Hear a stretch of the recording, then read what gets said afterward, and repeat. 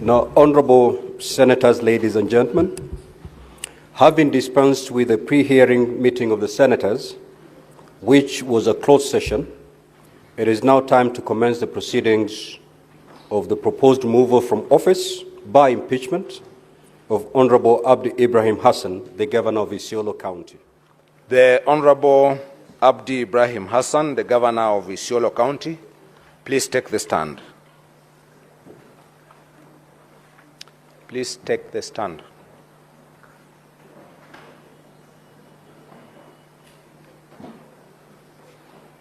Honorable Abdi Ibrahim Hassan, the Governor of Isiolo County, the charges against you, as received from the County Assembly of Isiolo, are as follows, and I quote: Ground 1, gross violation of the Constitution and other laws. 1. The Governor has grossly violated Section 30, subsection 2, paragraph K of the County Governments Act by failing to deliver an annual State of the County address for the 3 years that he has been in office. 2. The Governor has grossly violated Articles 201, paragraph D and paragraph E of the Constitution by employing a bloated workforce, including 36 advisors in the office of the Governor, 31 chief officers, yet the county has only 6 departments, and 2 deputy county secretaries whose positions are not known to law. This has created an excessive wage bill that is 46% of the annual revenue allocation, far beyond the 35% limit set by Section 25, subsection 1, paragraph A and paragraph B of the Public Finance Management County Governments Regulations 2015. 3. The Governor has grossly violated Articles 10, paragraph 2, 73, Article 232, and Article 235 of the Constitution, and Sections 59, 59A, 60, and 62 of the County Governments Act 2012 by disregarding the criteria for the establishment of offices within the county public service, by illegally creating offices for advisors and deputy county secretaries without the involvement of the County Public Service Board. 4. The Governor has grossly violated Articles 10, Clause 2, Article 185, and Article 201 of the Constitution by refusing to implement the recommendations and/or resolutions of the County Assembly requiring the Governor to control and manage the county public debt in a manner that undermines the authority of the County Assembly, thus resulting in unmitigated accrual of debt to unmanageable levels. 5. The Governor has grossly violated Articles 201, paragraph D and paragraph E of the Constitution by failing to utilize bursary funds in accordance with the approved budget, resulting in a discrepancy of Kenya shillings 30 million, which cannot be accounted for. Ground 2, abuse of office. That the Governor has engaged in acts and omissions which singularly and collectively amount to abuse of office and gross violation of, among others, Article 201 and Article 232 of the Constitution, Sections 8, 9, 10, 11, 12, and 13(1) and 35 of the Leadership and Integrity Act 2012 by the following: A. Appointing 36 advisors in the office of the Governor, contrary to the Salaries and Remuneration Commission Circular dated 29th July 2013, the Transition Authority Circular dated 6th September 2013, and subsequent guidelines from the Intergovernmental Relations Technical Committee, all of which limit the maximum of advisors to 3. B.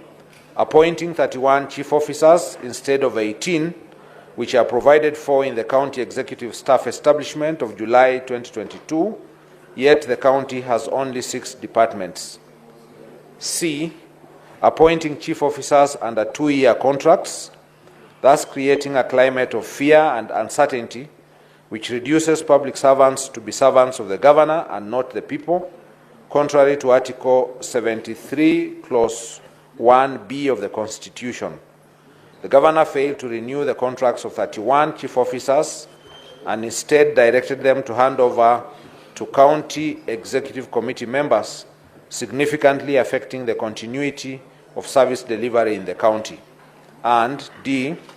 Appointing 2 deputy county secretaries, which positions are not known to law and are not in the county staff establishment. Ground 3, gross misconduct. The governor has grossly violated 1.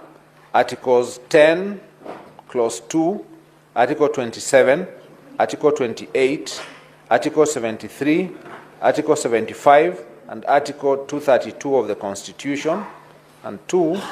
Sections 3, 7, 8, 9, 11, 34, and 52 of the Leadership and Integrity Act. 3.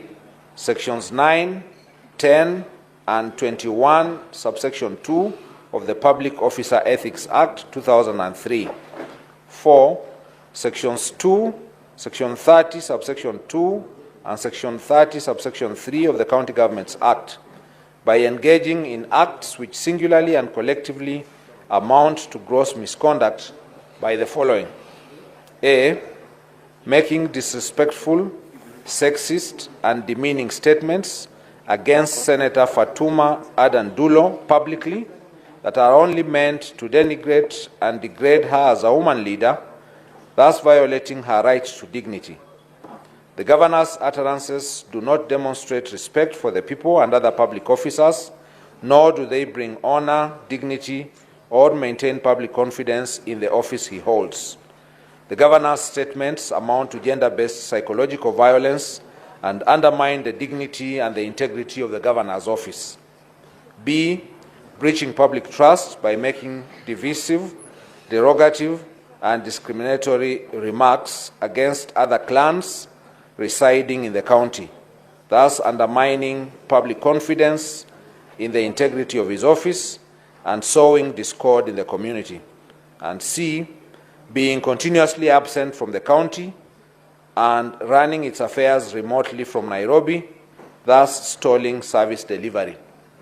Honorable Abdi Ibrahim Hassan, how do you plead to the 3 grounds? Ground 1, guilty or not guilty? I plead not guilty. Ground 2, guilty or not guilty? I plead not guilty. Ground 3, guilty or not guilty? I plead not guilty.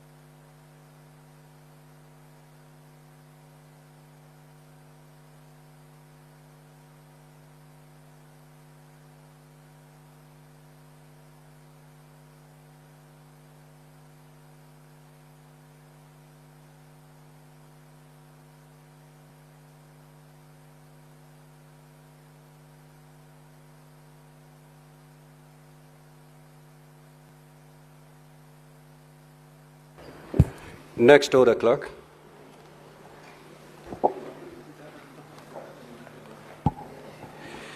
Order number 3, hearing and determination on the proposed removal from office by impeachment of Honorable Abdi Ibrahim Hassan, the Governor of Isiolo County. Now, honorable senators and the parties to these impeachment proceedings, before we embark on the main hearing, Rules 14 of the Rules of Procedure demands that if there are any preliminary issues be raised at this juncture. So if there is any party that has any preliminary issue, this is the moment to raise it.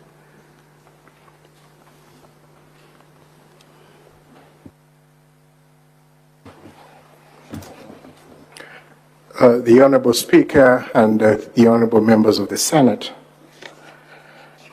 we had given an indication to the Honorable Senate that we intend to raise two preliminary issues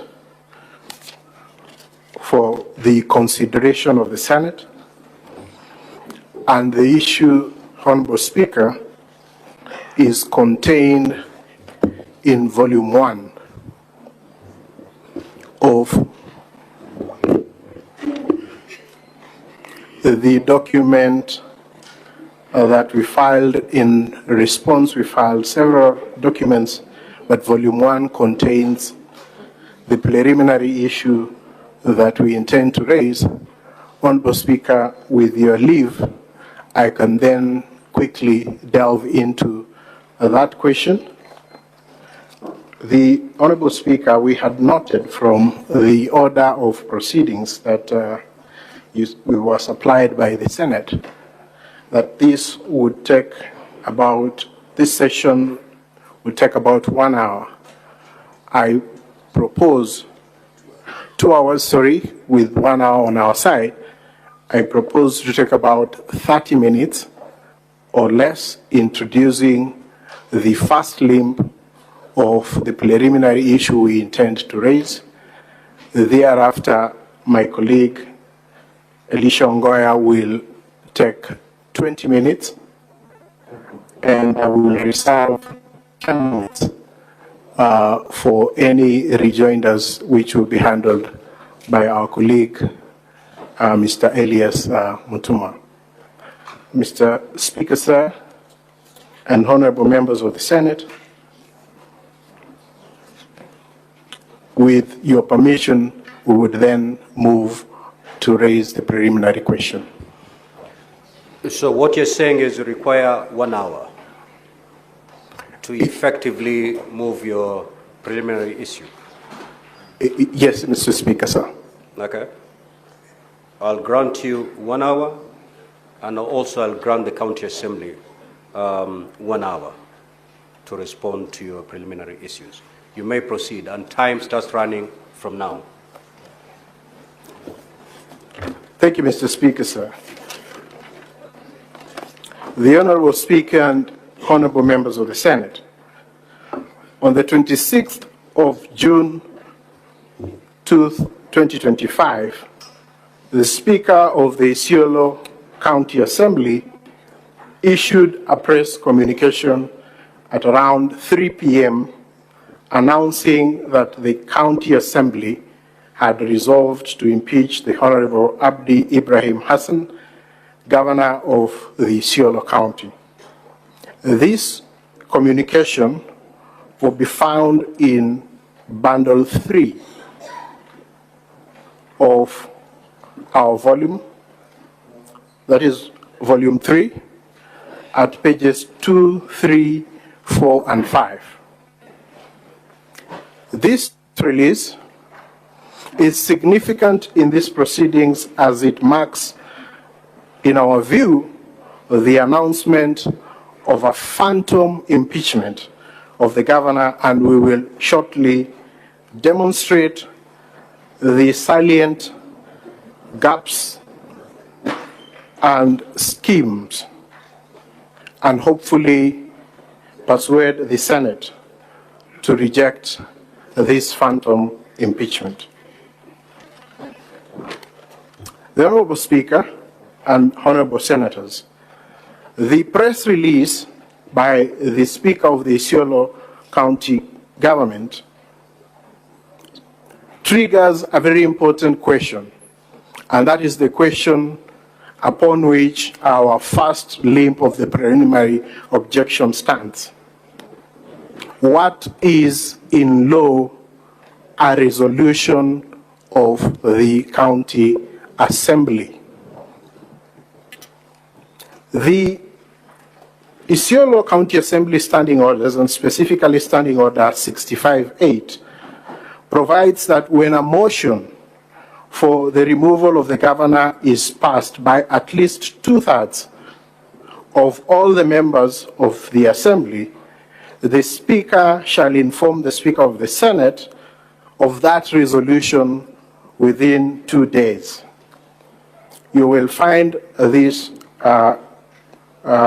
resolution from the assembly in the assembly's volume, that is volume 3, at pages 100. So, Honorable Speaker and Honorable members of the Senate, it is our submission that for the power of the Senate to be invoked under Standing Order 80, the Speaker of the Senate must receive a resolution from the Speaker of the County of Assembly. So therefore, there is a test that is twofold. The first test is that there is a resolution, and the next is that it is supported by 2/3 of the members of the Assembly. Honorable Speaker and honorable members of the Senate, in forwarding this resolution, the Senate Standing Orders, the third schedule of the Standing Orders, and the Senate's Guide Manual on the Procedure and Rules for Removal of County Governments, developed in 2025, require certain documents to be submitted together with the resolution. And that is the impeachment motion, the County Assembly Hansard, the division of voters list, the advertisement of the summons to the governor, the list of witnesses of advocates, the list of advocates, list of witnesses, records and videos, and other evidence. It is our submission that this has a very good purpose. This requirement has a good purpose, and it now fits into the preliminary objection that, or the preliminary issue that we raised. Honorable Speaker and the honorable senators, I will then invite you to examine the documents that were presented alongside the resolution from the Speaker of the Isiolo County Assembly in support of the fact that there was a resolution adopted by the Assembly to remove the governor. I will refer the Senate to the Assembly documents, and that is at volume 3 of the Assembly documents, that is pages 1 to 6, which has the order paper for the 18th, and that order paper ultimately indicates that the motion for the removal of the governor was adjourned to Thursday, the 26th of June 2025 at 2:30. That time is extremely material to these proceedings. The Hansard for the 18th of June 2025 at pages 7 to 14, that is still volume 3 of the Assembly documents, indicates that the proceedings for removal of the governor were also adjourned to 26th of June 2025 at 2:30. At pages 15 and 16, that is still of volume 3, there is an invitation to the governor to attend. That invitation invites the governor to attend the assembly on the 26th at 9 a.m. Honorable Speaker, volume 5 of the Assembly's documents at pages 3 and 4 contains the affidavit of service of that invitation served by the Speaker. So there is no doubt whatsoever that the Governor is invited to appear at 9 a.m. on the 26th.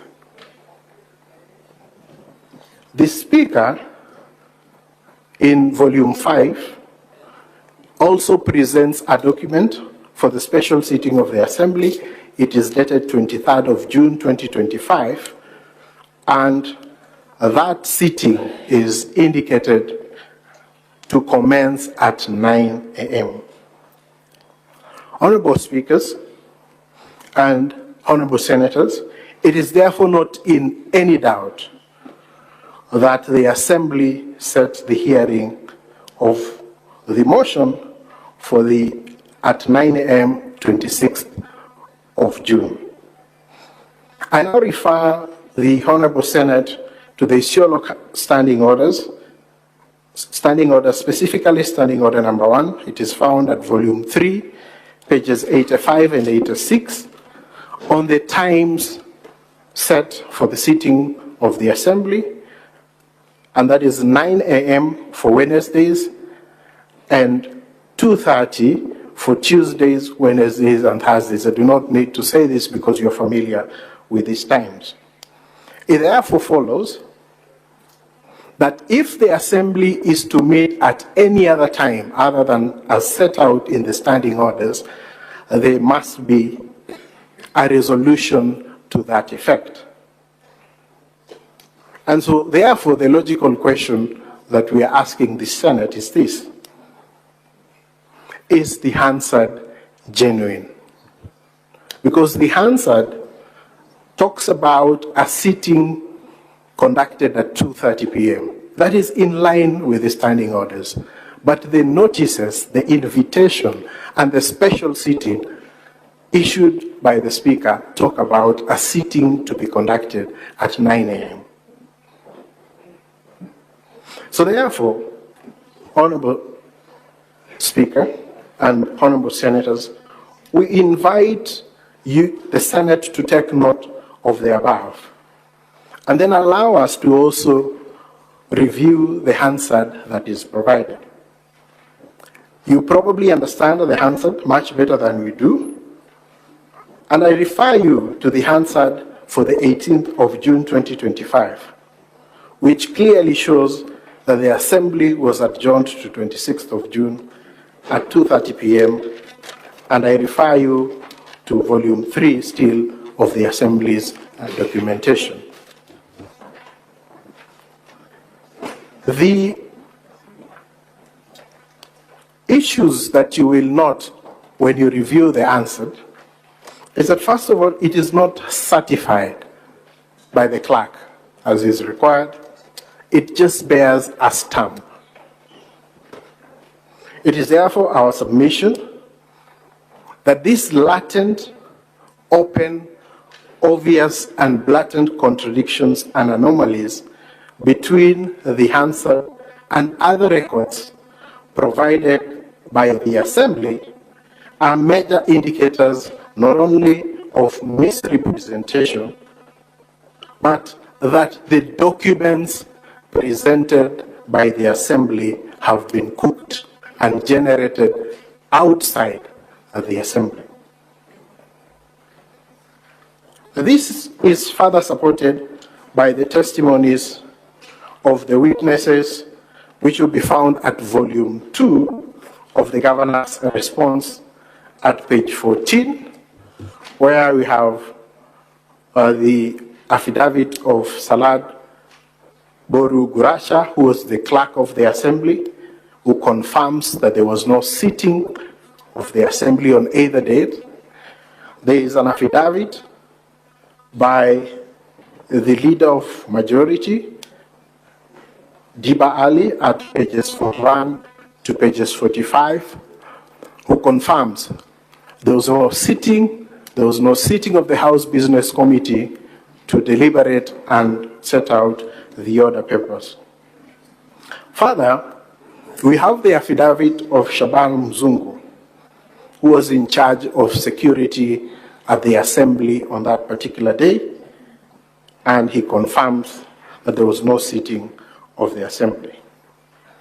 Honorable Speakers and Honorable Senators, we expect that the Assembly will try to persuade you that the issues we raise are not preliminary and they require a full evidential hearing.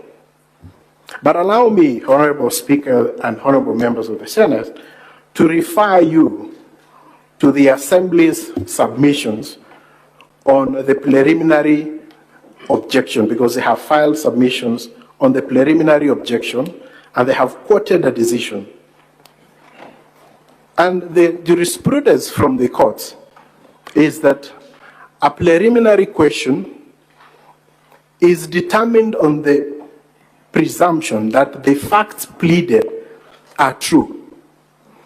The facts that we are raising are the facts that have been pleaded by the Assembly. And that preliminary issue, when determined, may as well as dispose of the suit, and it is for that reason that we raise it as a preliminary issue, because if this Honorable House was to find that there was no sitting of the Assembly, then we cannot proceed with the hearing of the impeachment motion.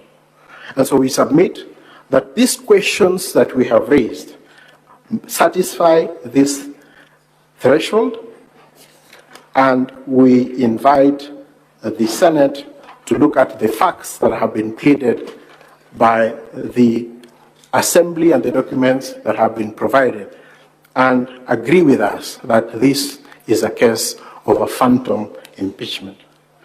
Finally, as I, with one eye on the clock, we submit that this process is a hallowed process. It is not just about whether the grounds set out in Article 181 of the Constitution have been met. If the Senate is to examine whether there was a valid resolution and agree with us that the documents that have been presented are forged and cooked, then this impeachment, this phantom impeachment, amounts to an affront on the Constitution, and it sets a very dangerous precedent, because what it means is that it is possible for the Speaker and a few members of a rogue assembly to, in a way, attempt a coup, sit somewhere, cook documents, and present it to the Senate, and the Senate will then hear that matter. That in itself will be a violation of the Constitution, because this Senate has a mandate to protect devolution and to protect the counties. And that is the danger that we face in these phantom impeachment proceedings. Honorable Senators, the impeachment proceedings not only put the governor on trial, it does the same for the Constitution. It does the same for the Senate, for the members of the county assembly, for the witnesses, for the lawyers on either side, and ultimately the Kenyan people. It is our humble submission that the Kenyan people vested the power of impeachment in the Senate because they expected that the senators had special qualities, numbers, and temperament to rise to the occasion, and we urge this House to rise to that occasion. Finally, before I cede ground to my fellow counsel, allow me, Honorable Speaker and Honorable Senators, to just remind you of the words of Alexander Hamilton, one of the founders of the American Constitution, on the power and the question of impeachment. Hamilton explained that the senators were seen as the ideal arbiters in an impeachment process because the Senate would be a tribunal sufficiently dignified and sufficiently independent of the actual interest aligned in the subject of an impeachment. We urge this House to rise to this occasion, and we respectfully urge the Senate to review the material that we have provided and to find that there was no sitting of the Assembly that gave rise to the resolution that is before you for consideration. And Honorable Speaker and the Honorable Senators, I thank you for the opportunity you have accorded us to address you on this issue, and I invite my senior Elisha Ngoya to take us on the second limb of our preliminary issue.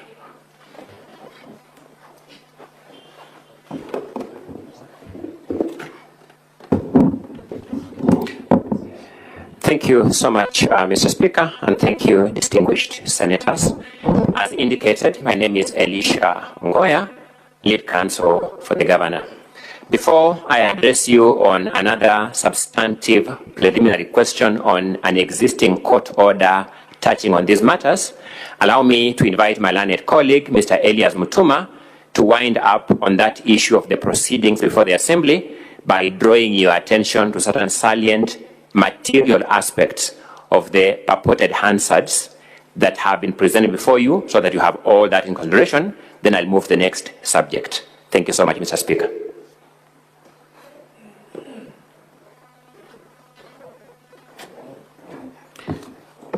Thank you, Mr. Speaker, sir, honorable senators, for the opportunity. The council representing the County Assembly will be here shortly to try and convince you that what we have raised is not a preliminary objection, but requires an interrogation by way of listening to witnesses and making a determination based on what they will say. But our submission is simple, honorable senators, that what we have raised is a pure PO that can be addressed and determined based on what has been presented by the County Assembly of Isiolo. Honorable senators, my understanding of Hansard's records is that they are a verbatim record of what transpires in a House proceedings. Therefore, they are able to tell us exactly what happened on the day that that motion is said to have been passed. We have raised an issue with proceedings that are said to have taken place on the 18th of June 2025 and proceedings that are said to have taken place on 26th of June 2025. Honorable senators, with your kind permission, kindly hold your volume 3 of the County Assembly's documents. I will take a very short time to take you through the Hansards, and this being a house that is also a house that is very much familiar with proceedings in the House, you'll be able to tell me whether there is anything that took place there. At page 7 of that bundle, we have been presented with what is said to be the proceedings of 18th of June 2025. Page 7 or 7, Saba 7 of volume 3 of the documents. Page 7. We see the House purportedly sitting for the first time. There is no communication from the chair. There is no calling of orders by the clerk. Straight away, the mover of the motion proceeds to execute the business of the day. Look at it. It is straight away withdrawal of the motion on the impeachment of Isiolo County Government dated 10th June 2025. What does it begin with? Honorable Abubakar Godana. Honorable senators, who presided over this session? There is no invitation from the Speaker for the mover of the motion to proceed and execute the business of the day. Let's proceed. Honorable Abubakar Godana proceeds and proposes a motion to withdraw the previous motion and invites two members of the County Assembly, Honorable Nicholas Lorot and David Nyoro, to second the motion. Without again the intervention of the Speaker, these two members rise and they proceed to second the motion. So who invites them to the floor? Who is presiding over this house? Let's go on. The two members support the withdrawal of the motion, and the speaker now is seen for the very first time. There is no question put to the members. There is no vote that has taken place, but the speaker proceeds to say, the members, the notice of the special motion or the removal from office by impeachment, the governor of Isiolo County issued on Tuesday, 10th June 2025, has been officially removed as requested by the mover, Honorable Bakar, member for Sericho Ward. We now proceed to the next business. So who approved this withdrawal? Who approved this withdrawal? Where is the vote? Let's proceed. Honorable Senators, we proceed to the Hansards now of 26 when the governor is being purportedly impeached. That's at page 23 of the same document. There is a communication from the chair. The first order of business, you will come across the order paper at page 17, where we have a total of 8 orders of the day. 8. But when you go to page 23, we do not see the clerk calling out the orders. Just look at it. It is the speaker directly proceeding to make a communication. Is that an anomaly, Honorable Senators? We are all familiar with the business of the day. But what intrigues me more, Honorable Senators, the first order of the day here is to lay on the table the purported public participation report, which is done by Honorable David Lemantile, allegedly. He prosecutes his motion and argues on the public participation. Let's go to the end at page 31.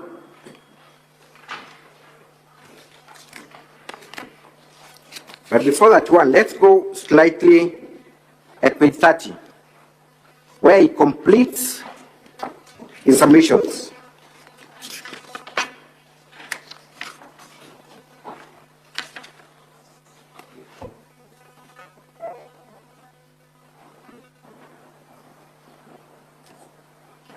After laying the paper, public participation, we now see Honorable Peter Losu standing up to second this motion. Who has invited him to second this motion? Out of nowhere, he's not invited by anyone, but Hansards show that he rose to second this motion. And then the speaker proposes the question and it opens the floor to the members of the House. At page 31, the last member seen to be speaking is Honorable Francis Letimalo.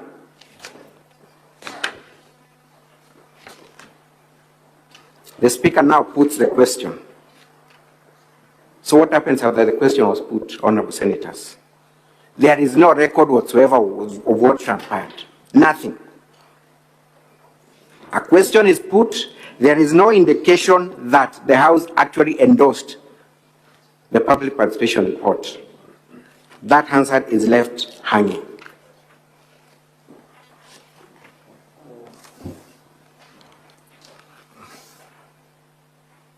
Honorable Senators, after that paper is laid, the Speaker does not even call for the next order. The clerk is not seen anywhere calling for the next order. Instead, what do we see? Honorable Abubakar Godana is seen now on the floor. Hansards are supposed to be capturing verbatim what transpires. So who was in charge of this House? Where is the Speaker's recording inviting the mover of the motion to move the motion?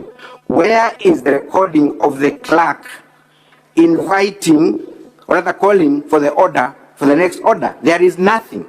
Instead, we just see someone on the floor prosecuting the motion. And he proceeds and proceeds. At page 35, he's done. Strangely, the first paragraph at the top of page 35, when he completes to execute his motion, he does not invite anyone to even second. Records are there. But we see one Honorable Major Golicha now standing up to second the impeachment motion. Who has invited him? There is no one. And other members, strangely now, so the House is suddenly in an autopilot. So from Honorable Major, then we see the Speaker opening the floor. You have Honorable Peter Losu. He continues. Without the intervention of the Speaker, there is another member, Honorable Salesio Kiambi, who proceeds as if the Speaker is not in this House, as if the clerk is not in this House, and proceeds. Another member just rises up from nowhere. There is no recording of the Speaker inviting any member to make a contribution to this motion. Apart from, of course, page 39, when suddenly the person cooking this answer realizes the Speaker has not been captured in this, and now we see the Speaker for the first time. In conclusion, because I do not want to take time that my senior is going to take to address you on the other issue,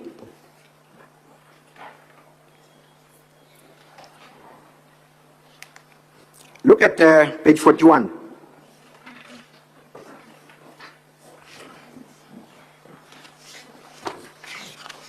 After the members purportedly complete to make their submissions, the Speaker makes very strange remarks, and I quote at page 41. Clerk, is the Governor or his legal representative available? Sergeant at Arm, can you check around if the Governor or his legal representative are present? The Speaker does not even take time to communicate to the House whether the Governor had been invited. He does not even read that invitation notice as required.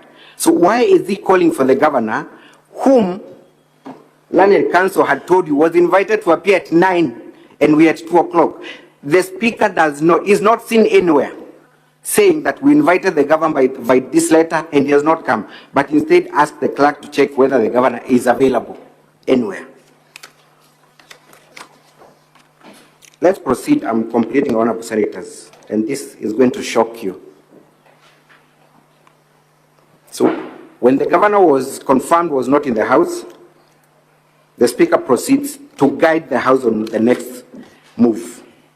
At the end of that page, 41, I read what the Speaker says.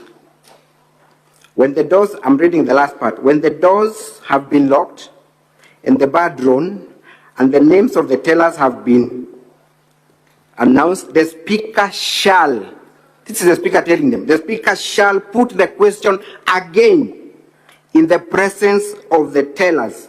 When called out, each member shall thereupon rise in his or her place and declare assent or dissent to the question in the following manner. I vote yes or I vote nay. Proceeds. Honorable Senators, page 42.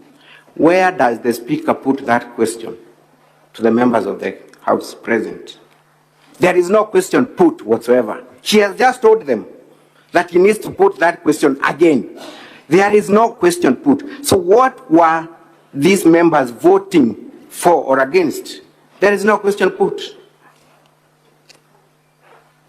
Honorable Senators, we then need to sit here and invite witnesses on the stand to demonstrate that there was no proceedings that took place on 26th and 18th. I rest my case.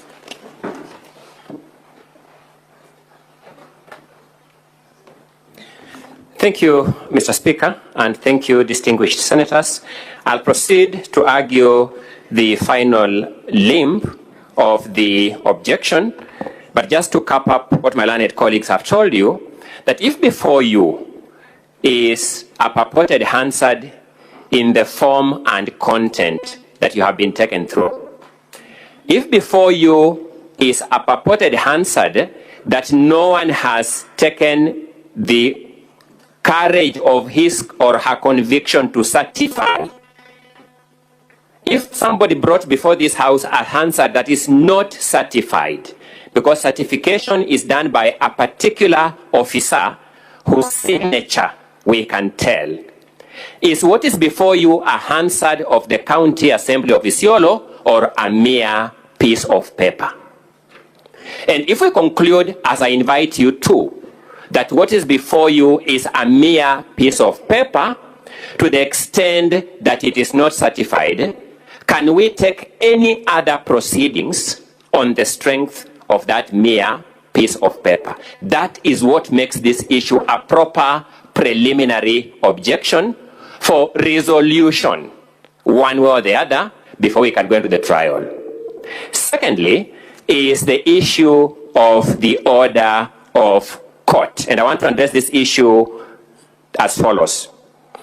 We are guided by the Constitution and other laws and the standing orders, and to an extent, the manuals that this House publishes from time to time to inform both these members and the members of the public who interact with this House. My research has revealed that the latest manual issued by this House is a manual entitled Removal from Office of County Governors and Deputy County Governors Through Impeachment, an easy-to-use manual on the procedures and rules. That manual, on the face of it, was published by the Directorate of Legal Services and the Senate Liaison Office in the year 2025, which is this year. Part 3 of that manual is entitled Judicial Proceedings Against Impeachment. And this is the position this House has communicated in that manual at page 60, which is the very last page of that manual. There are 2 subtitles at page 60 of that manual, which is subtitle 1, Comply with Court Orders. And it says, parliamentary privilege and immunity and the principle of separation of powers do not shield the county assemblies and the Senate from court orders. When court orders are issued, they are binding on the county assembly and the Senate and must be complied with. Failure to comply with court orders may result in the invalidation of the entire process of impeachment by the courts. Then the second subtitle is Participate actively in court proceedings, and this Senate has communicated to us through this manual that ignoring court orders against the county assembly or the Senate is not the solution. If court orders are issued against a county assembly or Senate, the most preferable option is to participate actively in the court proceedings. The county assembly or Senate may apply for review of the court orders or appeal to the next court for variation or the setting aside of the court orders. That is the manual that this House has published as late as this year. Allow me to make the following submissions then. The existence of the orders of court I am going to refer to is not a disputed fact. It is a fact admitted by the county assembly in their written submissions. So the existence of these orders is not a contested issue. And it not being a contested issue, it follows therefore that this Senate can proceed right away to resolve the question of the impact of those orders without investigating whether they exist or they don't exist, because between the parties, it is an admitted fact. Allow me to begin by referring this order, this Senate, my apologies, to an earlier ruling of the Speaker of the then only House of Parliament, which was the National Assembly, before the new Constitution. This was the ruling by Speaker Kenneth Otiato Marende on the question of nominations of Chief Justice, Attorney General, Director of Public Prosecutions and Controller of Budget, and that ruling was made on the 17th of February 2011. It is found in volume number 4 of the governor's documents. It is found in volume number 4 of the governor's documents, and you'll find that ruling starting at page 165 of volume number 4 of the governor's documents. But the relevant part I would refer to in the interest of time is at page 168 of that volume. Volume number 4 of the governor's response. At page 168 is a continuation of that ruling of the then Speaker of the National Assembly, Honorable Kenneth Otiato Marende. He says, and I quote, "Honorable members, between the time when Mr. Imanyara first raised the matter and now, I have had the benefit of considering a range of material addressing the various aspects of the matter. Specifically, I have benefited from, among others, the position taken by the Judicial Service Commission, the Commission on Implementation of the Constitution, and the Law Society of Kenya. I have also carefully read and considered the ruling of the High Court relating to the matter of nominations, which was delivered on 3rd February 2011. Mr. Speaker, distinguished senators, I had the rare privilege of participating in that court proceeding. The first 3 of these bodies are constitutional or statutory, and their views on matters of law, though not binding to this House, are of significant persuasive value. Honorable members, as for the ruling of the High Court, despite my restatement of the constitutional relationship between the legislature and the judiciary, I have repeatedly emphasized that subsisting judicial decisions, while they cannot restrain the legislature, and that's important to us because I'm addressing this issue, while they cannot restrain the legislature from the discharge of its functions, are of binding effect and may have a bearing on the products emanating from this House. The learned Honorable Justice Musinga, in his ruling in the above case, found that the nomination of the Chief Justice was unconstitutional, for it was not in accordance with Article 166 of the Constitution. I will then proceed to page 169 of that volume in the interest of time. The paragraph starting with honorable members, that will be the 3rd paragraph. Although I have read that this court decision does not stop the National Assembly from proceeding with its work and cannot determine for the House how to proceed, it must be noted, as matters currently stand, any decision made by this House on the nomination, though perfectly procedural from the point of view of the legislature, outside the legislature, it is, to the extent that it does not accord with the ruling of the court, null and void for all purposes. So that is the guidance that Honorable Marende makes.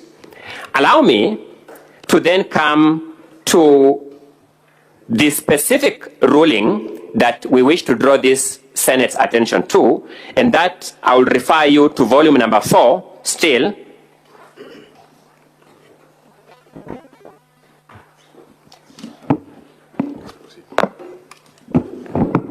Thank you so much, Mr. Speaker. And as somebody who has been here multiple times, I'm always impressed by the support we get from the administrative teams in this Senate that may have to go on record in the interest of posterity. At page 13 of volume number 4 is a decision of the court in Isiolo High Court, constitutional petition number A004 of 2025. The parties are Honorable Abdi Ibrahim Hassan, the governor now before you, as petitioner, and the County Assembly of Isiolo, Now before you, as the first respondent, there are two other parties in that matter, but safe to highlight that the parties before you are parties in that suit. They are therefore bound by the decision of that court. At page number 25, allow me to just go straight, Mr. Speaker, to page number 27. You'll find a paragraph 28 of that ruling. And the judge observes as follows: it is important to note that there was no complaint raised when the first orders were issued by the court in respect of the motion dated 10th June 2025 that was to be debated on 17th June 2025.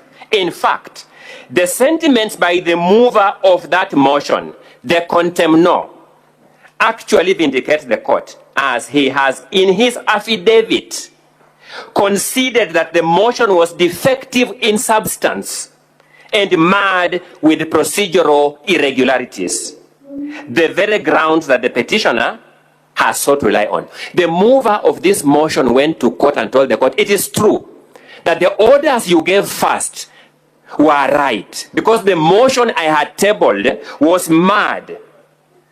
It was defective in substance and marred with procedural irregularities. The move of the motion. Allow me to then take you to paragraphs 45, 46, and 47 of that ruling at page number 35 of volume number 4. Paragraph 45, the judge says, therefore, it is the finding of this court that the motion dated 18th June 2025 and debated by the first respondent on 26th June 2025 was in contravention of the conservatory orders of this court issued on 25th June 2025. Hence, the resolution arising therefrom is null and void. Once an act is declared null and void, it is of no legal consequence. A court of law has found that this motion, which has now been brought here before you, senators, is null and void. It is of no legal consequence. Paragraph 46. As stated, the resolution has evidently been submitted to the Speaker of the Senate.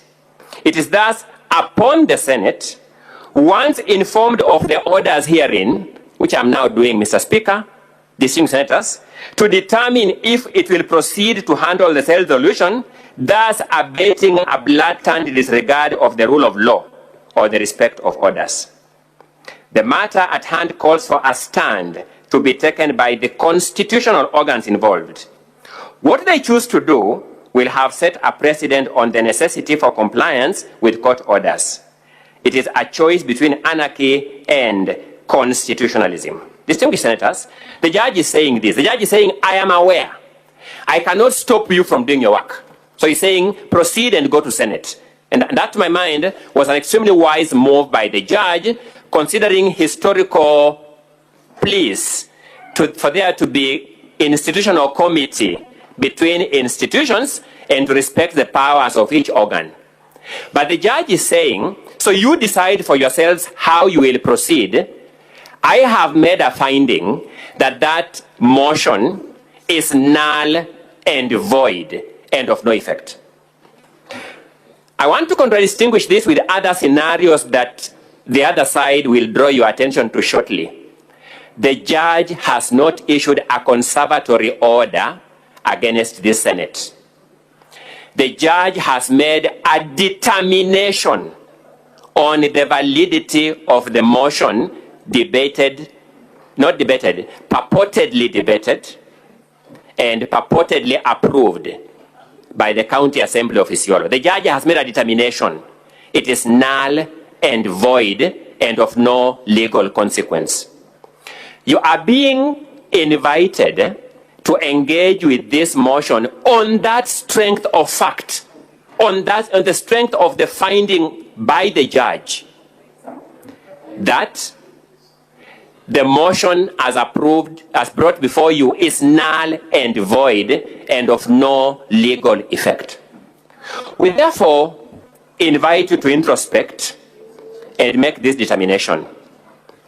When the impeachment law calls upon you to determine a motion that has been approved by the county assembly, is it just any motion or a valid motion? If there is information before you that the motion is invalid for any reason, what is the precedent that has been set by this Senate? It is against that background that I wish to draw this Senate's attention to its resolution that is found from pages 136 of volume 4 of the governor's documents. And this was the determination of the proposed removal from office by impeachment of the governor of Kericho County, Honorable Dr. Eric Kipkoech Mutai. On that occasion, the validity of the resolution was questioned on the ground that the motion had not met the threshold. And rightly, this House found that it could not move a step further because validity of the motion is an important precondition to the carrying out of the trial process on the motion. Similarly, by parity of reasoning, today, validity of another motion has been impugned on two grounds. One, there was no sitting known to law of the County Assembly of Isiolo to approve the motion. And number two, in any event, a court of competent jurisdiction has made a finding that whatever came from the County Assembly of Isiolo is null and void and of no legal consequences. Will you, in the face of the precedents you have set by previous speakers' rulings and by resolution in the case of Kericho County Governor's case, proceed to trial on that understanding? We beseech you with humility to find that there is no motion known to law before you and thereby to down your tools. I humbly submit and respect and rest the governor's submissions on that question of the preliminary objections. I reserve our 10 minutes, Mr. Speaker, for a rebuttal from this side once the County Assembly has finished their response. Thank you so much, Mr. Speaker. Thank you, Senators. Counsel for the County Assembly.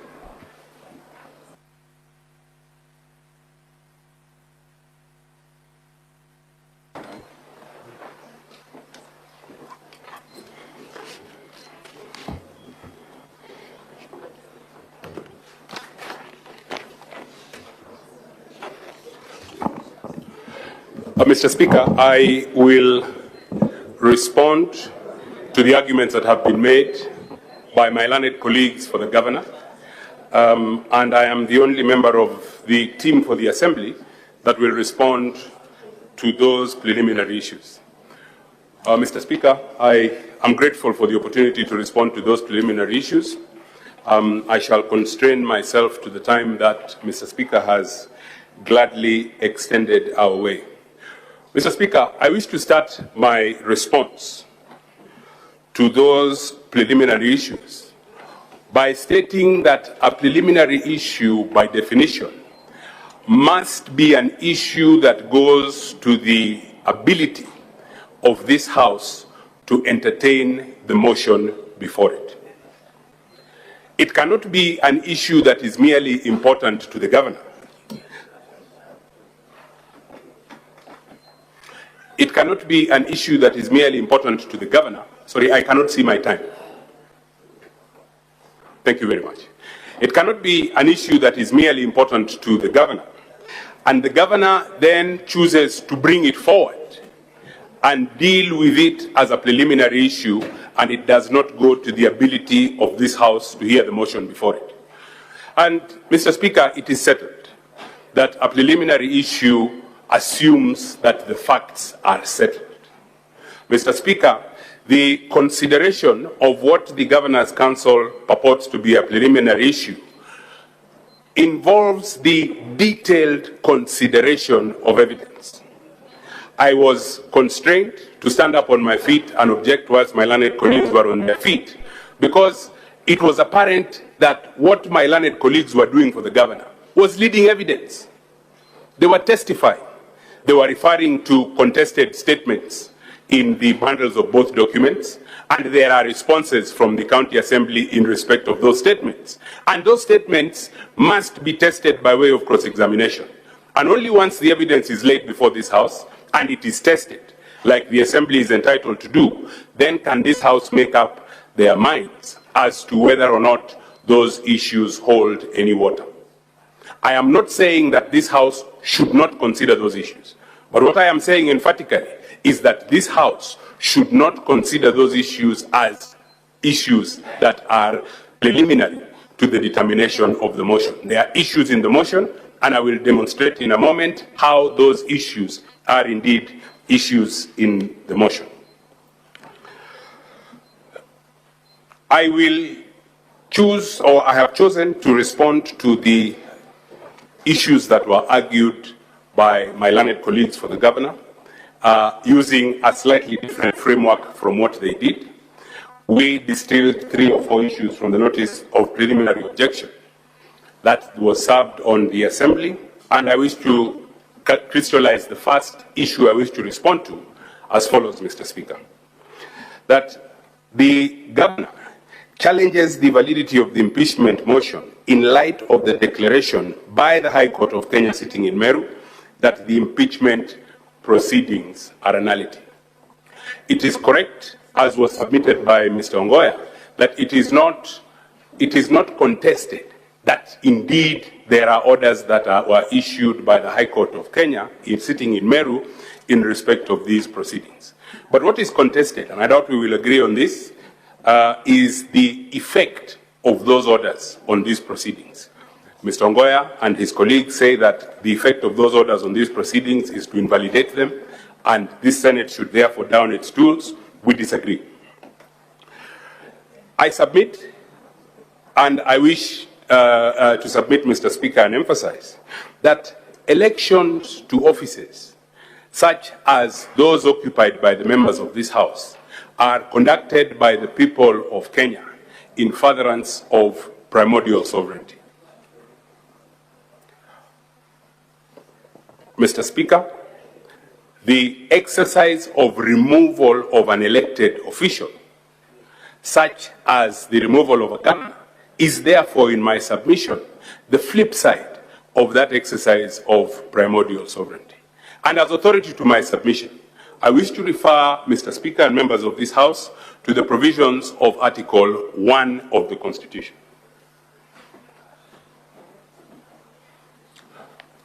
Mr. Speaker, Article 1 of the Constitution provides as follows at Article 1.1. It states that all sovereign power belongs to the people of Kenya and shall be exercised only in accordance with this Constitution.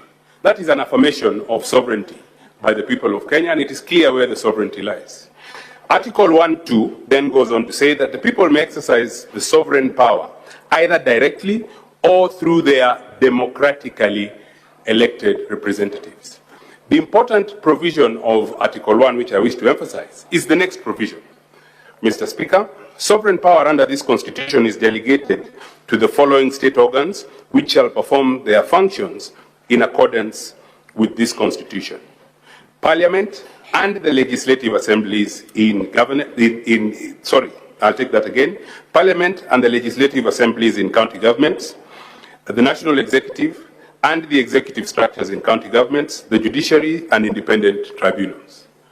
Mr. Speaker, the function of the removal of the governor is delegated to the Senate of the Republic of Kenya by virtue of Article 1.3. The election of the members of Parliament, members of the National Assembly, members of the National Assembly, members of this Senate, and any elected office is done directly by the people of Kenya. Mr. Speaker, As I have said, impeachment is the flip side of election, and it is done again here by the people's representatives. And here I wish to emphasize this point. Mr. Speaker gave a correct and appropriate direction at the beginning of these proceedings, that voting on this motion is by delegation. Voting on this motion is not by all members of the Senate, but it is by delegation. And I submit that that is in recognition of the special role, the special function that this House is being called upon to perform when you sit to consider the motion for impeachment. It is not legislative, but it is delegated, and the House has correctly interpreted that role as being exercisable only by delegations and not by all members. Mr. Speaker, it is my submission that a correct interpretation of the doctrine of separation of powers is as follows. Mr. Speaker, and it has been held not just by this House and not just by the High Court, the Court of Appeal, and the Supreme Court, that the role of the judiciary in examining impeachment proceedings arises or kicks in once the impeachment proceeding is complete. Yes, the judiciary has a role, but the judiciary then, as has been correctly held, does not have the ability to intervene at every stage. In our written submissions, Mr. Speaker, we have referred you to the relevant decisions of the Court of Appeal. We have referred you to the decision of the Court of Appeal in Kawira Mwangaza and the decision of the Supreme Court rendered earlier in the matter of Martin Nyaga Wambora. And I wish to suggest a reasoning, perhaps, why the law is as it is. Impeachment proceedings, and many proceedings under our Constitution, are time-bound.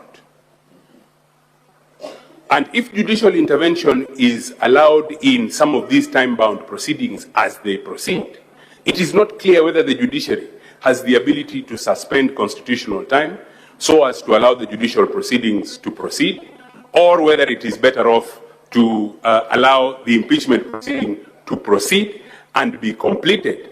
And then what is taken is a process review of a completed proceeding to court. What am I saying? The correct interpretation of the doctrine of separation of powers, and it has been held repeatedly by this court, by this Senate, and by the courts, is that even where an impeaching assembly is making a mistake, allow it to complete the mistake. And what is then justiciable is the completed mistake. Don't interfere in between because of timelines, and that, I submit, is a modern interpretation of the view of the doctrine of separation of powers as to how it applies to the power of legislative assemblies, county assemblies, and this House to carry out their function of impeachment. Mr. Speaker, there was reference to a decision that was made by Kenneth Marende when he was Speaker. And it was a decision in respect to the appointment of the Honorable the Chief Justice of this Republic. And I wish to distinguish that decision from the matter that is before you for this important reason. Mr. Speaker, I have stated, and I will take your permission to emphasize, that impeachment are time-bound proceedings. The appointment of the Honorable the Chief Justice, yes, was a constitutional process, but it had no time limit. And the process of that appointment had the luxury of time. It could take as long as it needed to take, and it then made room in it for judicial interventions during the process of the appointment of the Honorable the Chief Justice. I have stated, and I will emphasize, that impeachment proceedings are time-bound proceedings.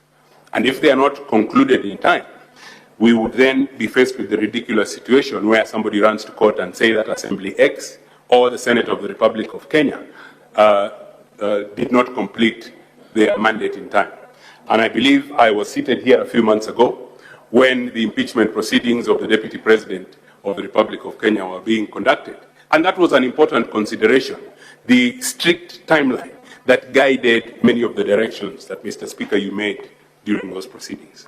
I urge you to call on that wisdom and to find, if you are persuaded to consider this as a preliminary issue, that because of the strict nature of the timelines, then the room for court or the role for court is ex post facto considerations of completed processes of impeachment.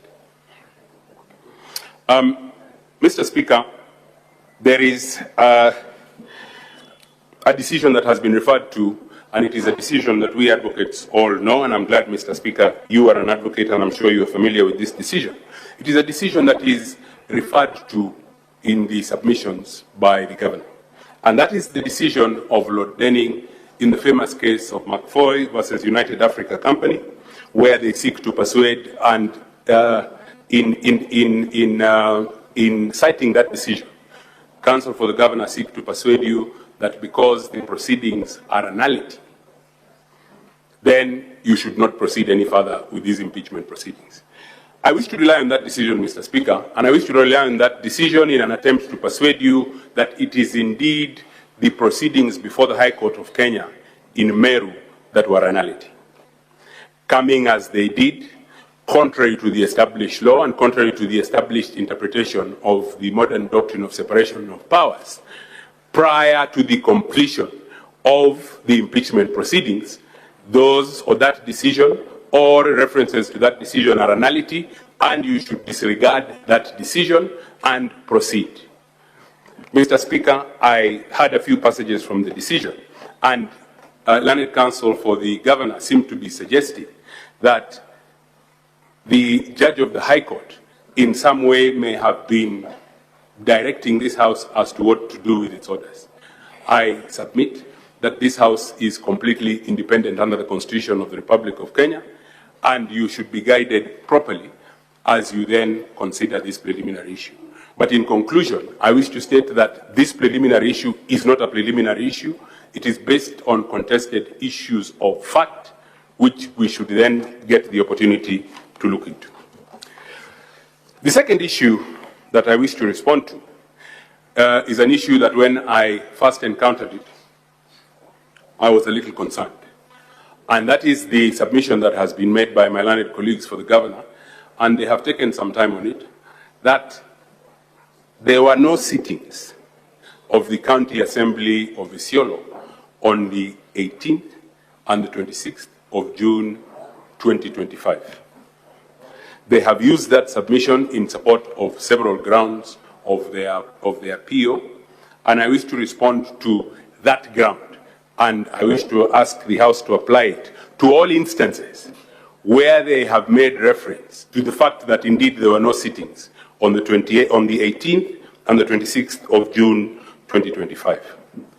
I wish to submit that that argument, with tremendous respect to the governor and his team, is self-defeating. And it is a self-defeating argument if you look at it from this perspective.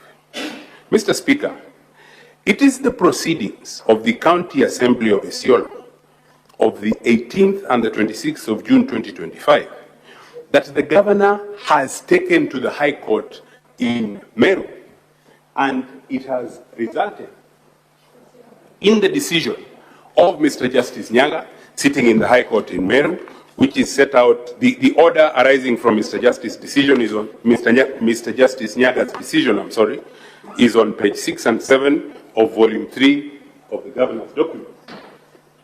And the ruling itself is to be found between pages 13 and pages 37 of volume 4.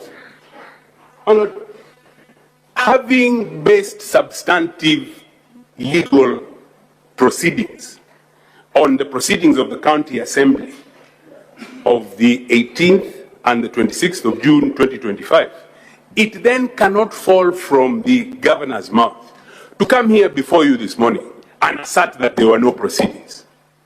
They have based substantive legal proceedings on the fact that there were proceedings. They have gotten certain orders from the High Court in Meru, which orders they seek to bring before you and urge you to declare the proceedings a nullity. I submit that they cannot.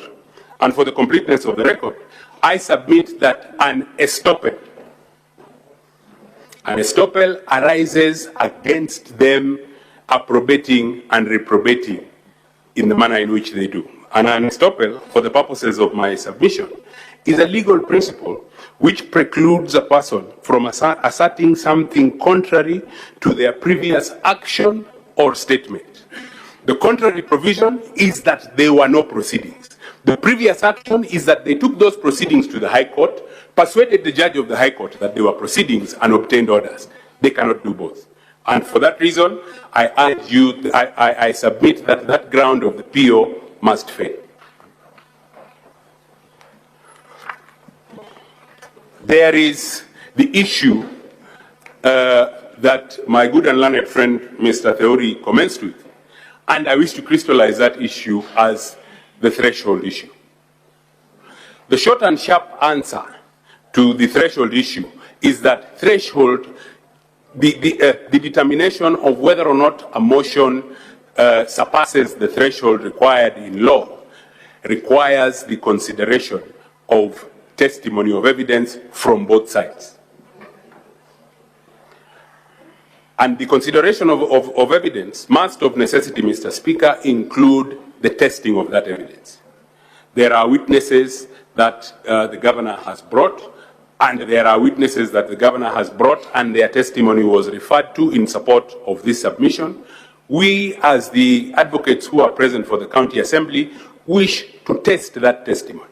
We do not believe that what has been stated in those statements is correct. Those facts, Mr. Speaker, are therefore contested. And if they are contested facts, they then cannot form the basis in law or otherwise for a preliminary issue. That must go on to full trial, and in the context of these proceedings, that means the hearing of the motion that has been brought.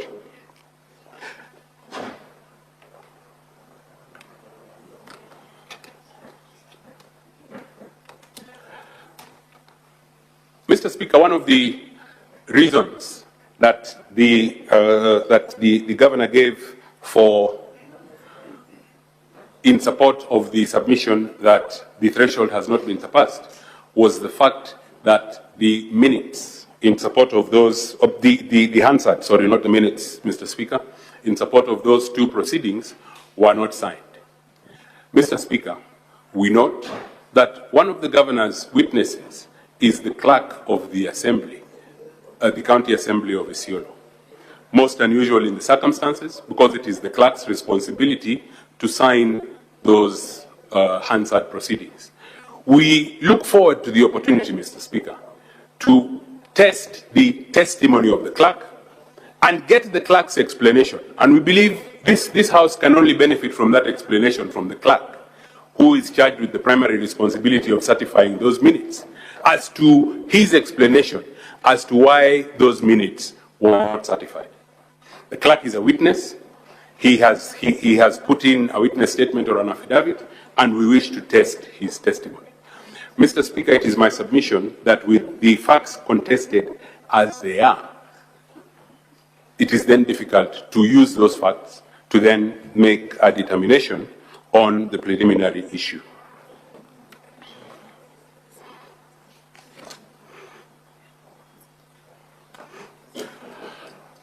The next issue that I wish to submit on and emphasize is that the material that the governor wishes to rely on for his preliminary issue is the same material that the governor has brought forward, or has brought or seeks to rely on as testimony in opposition to this motion. Mr. Speaker, members of the House, I wish to refer you now to Volume 2 of the governor's response to the motion that is before you. And in Volume 2, there is the statement at page 24, and this statement runs all the way to page 32 of one Salad Buro Guracha. Salad Buro Guracha is the clerk of the County Assembly of Isiolo. As I have said, in a most unusual way, he is a witness for the governor. He makes certain averments in that affidavit, which we need to test. Those averments have been repeated by other witnesses, and it is those averments that have been relied on by my learned colleagues on the other side in support of their assertion that there is indeed a preliminary issue that requires consideration and needs to be determined as a preliminary issue.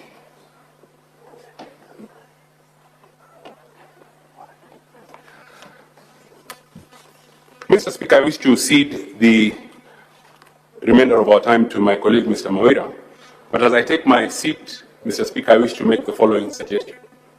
Mr. Speaker, it is apparent in a rather blatant manner that the issues that have been brought as preliminary issues before you are not preliminary issues, whereas they may be issues that are fit and proper for the determination of this House, but they are not fit and proper for determination as POs. My suggestion, Mr. Speaker, is that the PO be dismissed and that the governor has an opportunity then to ventilate those issues in his evidence in opposition to the motion, and that this House then makes a determination on those issues once it has had the benefit of hearing testimony from both sides, and both sides have had an opportunity to test that testimony. How much of that?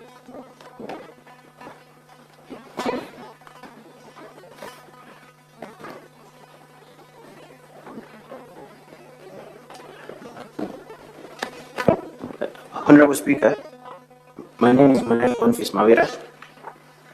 I'll take the remaining time to address the submissions that have been made by my learned senior. Foremost, Honorable Speaker and members of this House, it is not contested that there is no order, there is no conservatory order stopping Senate from considering the impeachment motion that is before you.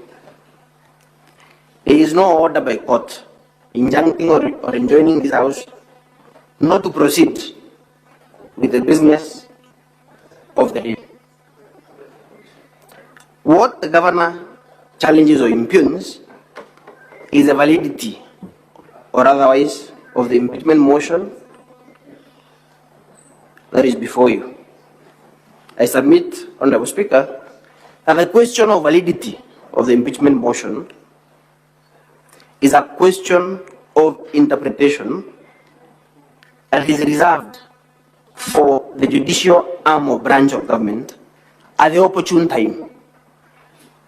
As my learned senior, Nyamoji, has already submitted, we have authorities in the submission that we filed in response, and this Honorable House has given rulings in previous matters, including the previous ruling in the impeachment, in the matter of the impeachment of the governor of Kericho County, that legislative processes that are before Parliament, the moment this House or Parliament is seized with a resolution by a county assembly to remove the governor from office, this House becomes irreversibly seized of that impeachment motion, and no order of court can stop this Honorable House from conducting its business. More importantly, Honorable Speaker, that position has been adopted not only by this Senate or this Parliament, but by other parliaments world over. We have authority